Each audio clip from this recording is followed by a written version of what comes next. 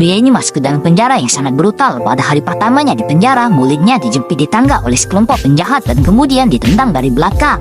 Ini mematahkan semua giginya. Ia harus mengganti giginya dengan sepasang gigi baja besar. Namun ini bukan akhir. Setelah keluar dari rumah sakit, ia kembali menjadi sasaran. Dua tahanan memojokkannya di lorong, mengeluarkan senjata mereka dan mengiris wajahnya. Untungnya ia melawan tepat waktu dan melukai mereka berdua dengan serius. Tapi ini jelas merupakan kasus pembelaan diri. Namun hakim memperpanjang hukumannya 1 tahun karena cedera yang disengaja. Ketika bandingnya tidak berhasil, ia mengajukan permohonan untuk dipindahkan ke penjara, tapi permohonannya ditolak lagi.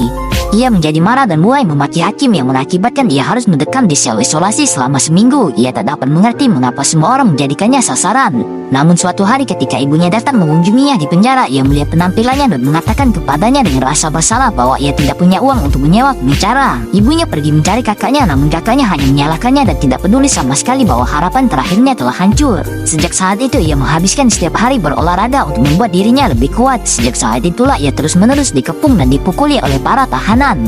Kemudian ia terus-menerus menjatuhkan musuh-musuhnya. Pria itu terus-menerus dimasukkan ke dalam sel isolasi dan berlatih. Hingga suatu hari ia mengetahui dari seorang tahanan bahwa alasan mengapa semua orang di penjara ini membunuhnya adalah karena saudaranya menawarkan hadiah sebesar $20.000 untuk kematiannya. Sejak saat itu pria itu seperti orang gila. Semakin banyak orang menyerangnya di penjara, semakin bersemangat dan ia bahkan menganggap remeh setiap hari di sini. Ia menganggap keberhasilan sebagai tantangan bagi keberlangsungan hidupnya sendiri. Bahkan jika ia diserang oleh seseorang dan disiram dengan asam sulfat, ia dapat menahan rasa sakit dan menjatuhkan orang tersebut. Karena sering berkelahi, hukumannya diperpanjang berkali-kali. Tapi pria itu tidak peduli lagi. Agar bisa keluar hidup-hidup, ia berusaha sekuat tenaga untuk memperkuat tubuhnya dan tekadnya untuk menahan serangan semua orang. Sampai hari ini ibunya sakit parah dan pihak penjara memberinya waktu menjenguk selama 5 jam. Tapi ia bahkan tidak melihat ibunya untuk terakhir kalinya. Alasannya adalah 2 penjaga penjara menundanya selama 2 jam. Sampai sekarang ia tak tahan lagi. Ia melarikan diri dari rumah sakit setelah menyerang 2 penjaga penjara di lift.